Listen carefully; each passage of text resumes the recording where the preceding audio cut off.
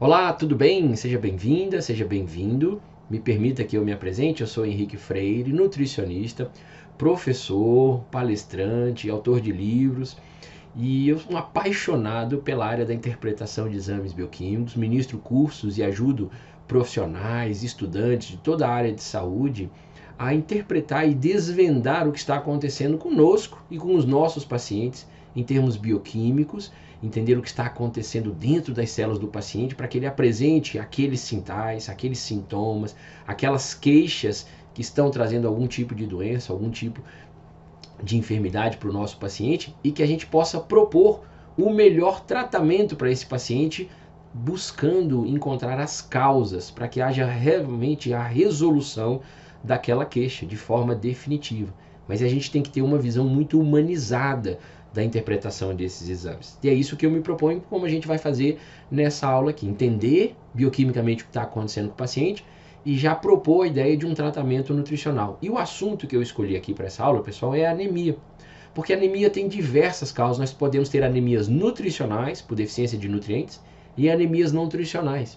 É uma doença extremamente prevalente que a gente precisa ter muito cuidado na sua interpretação, de como chegar à sua conclusão, entendendo o que está acontecendo, senão a gente erra na escolha do tratamento. E como eu gosto de fazer sempre nos meus cursos, a gente vai direto a resultado de exames, com resultados práticos, de casos clínicos, atendidos, casos reais. Então, deixa eu mostrar o resultado desse paciente aqui, que é um garoto, um jovem de 15 anos, sexo masculino, que apresentou esse resultado do hemograma. Um exame simples, mas que diz muita coisa pra gente. O hemograma é tradicionalmente separado aqui na sua série vermelha, na série branca e na contagem de plaquetas. Nós vamos ter o foco aqui nessa aula na série vermelha. Por quê? Esse paciente apresentou um quadro de nível de hemácia baixo. Então, quando você olha o valor mínimo da referência para o garoto ali de 15 anos, já é quase um adulto, ele estava ali abaixo do valor mínimo. Então, está com baixa contagem de hemácias, pouca quantidade de hemácia no sangue. Já tinha uma anemia diagnosticada, por quê? Porque a anemia ela é diagnosticada com o valor de hemoglobina. Ainda não falamos sobre o tipo de anemia, mas eu posso dizer que o paciente está anêmico quando ele está com uma hemoglobina baixa. Então, mínimo de 13, ele está com 12,9, já é uma anemia. O hematócrito também já muito próximo dos valores mínimos, ao 37, ele está com 37,6, então bem na faixa de referência, limite inferior, e com hemácia baixa. Então era um garoto com anemia. Mas veja, quando a gente quer descobrir o tipo de anemia, a primeira coisa que a gente olha em geral é o VGM, volume globular médio, que alguns laboratórios trazem também como VCM, né? Volume corpuscular médio, que em geral quando ele está abaixo dos valores mínimos, sinaliza para a gente deficiência de ferro. Então uma anemia por deficiência de ferro. Quando ele está acima dos valores da referência, a gente vai pensar muito no folato, na vitamina B9, né, deficiência de B9, ou deficiência de B12, ou as duas juntas. E aí você olha o VGM e dá 91,7. Está bem no meio da faixa de referência. Eu vou dizer, puxa vida, é uma anemia, mas não me parece ser nem ferro, nem B9, nem B12, porque está bem no meio da referência. Então essa anemia vai ter uma outra causa. E aí eu tenho que buscar os sinais e os sintomas e entender o que está acontecendo com o paciente. Por isso que sempre que a gente faz interpretação de exame, a gente questiona, quando eu estou tirando as dúvidas dos meus alunos, eu pergunto quais são os sintomas que teu aluno, teu paciente estava apresentando, qual é a semiologia nutricional para a gente associar e entender o que estava acontecendo. Como é que era o quadro. Então esse garoto, por exemplo, a gente pode sempre desconfiar do número baixo de hemácias em duas situações. Ou o corpo está produzindo pouca hemácia, que é uma responsabilidade da medula óssea, a produção de hemácia está pequena, ou a morte de hemácias está muito grande. Hemácia tem uma meia-vida, né? Ela vai durar ali de 90 a 120 dias. Se eu começar a destruir muita hemácia, a meia-vida dela está caindo. Eu tenho que descobrir por que estaria morrendo muita hemácia. Ou a medula está produzindo pouca hemácia. O que importa é que a quantidade está pequena. Em que situações isso ocorre? E é isso que eu quero mostrar para vocês. E agora nós vamos entender a parte bioquímica do processo, a parte da fisiologia. E para isso, eu já sei que eu tenho uma anemia, que a quantidade de hemácia está pequena, eu só preciso entender o que está acontecendo, quais são os sinais. Porque o garoto chega pálido, fraco, com taquicardia. Eu posso desconfiar, às vezes, de um quadro de hemorragia. Se tem pouca hemácia, ele pode estar perdendo sangue. Mas não era o caso desse garoto. Podia ser uma hemorragia por um corte. O garoto se cortou, teve um acidente, estava perdendo sangue. Pode ser uma perfuração de arma de fogo, uma perfuração de arma branca, né? Um esfaqueamento. tem um quadro de hemorragia. Pode ser uma hemorragia interna também, intestinal, sangramento, doenças em que a gente tem dificuldade na coagulação, meninas com lúpus, por exemplo, que o sangramento é muito grande, e aí você perde sangue. Não era o caso. Esse menino não tinha nenhum quadro de hemorragia, mas essa sintomatologia de uma anemia, fraqueza, cansaço, etc. O que ele tinha? Um quadro infeccioso, que o corpo respondia através de uma inflamação. Então, uma infecção associada à inflamação, uma inflamação associada à infecção. E isso a gente consegue descobrir também pelo hemograma. Eu só preciso explicar o que está acontecendo dentro desse garoto que apresenta uma anemia, mas ele tinha uma infecção grave. E aí o que está acontecendo? Por que essas hemácias dão baixa e por que aparece anemia?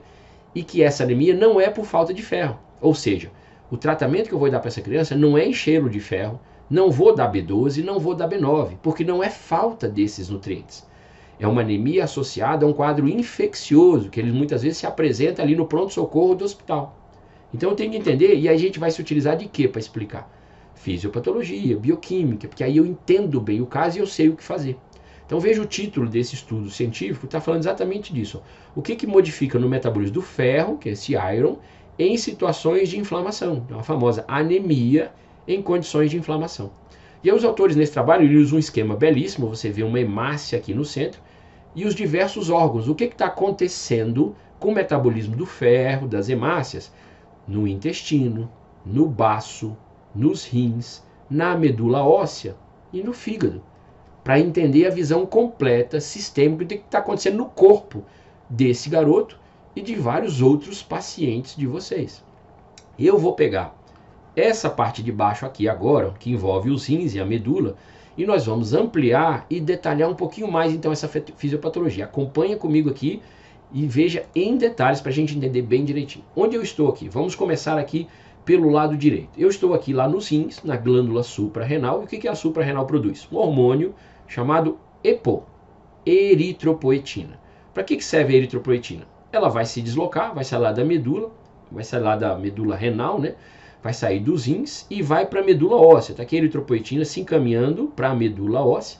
E lá ela vai encontrar o receptor dela, EPO-R é o receptor da eritropoetina, encaixa aqui e aqui, após encaixar, esse hormônio, a eritropoetina, vai mandar uma mensagem para que as células da medula produzam hemácias. Então o que você vê aqui é uma hemácia sendo produzida.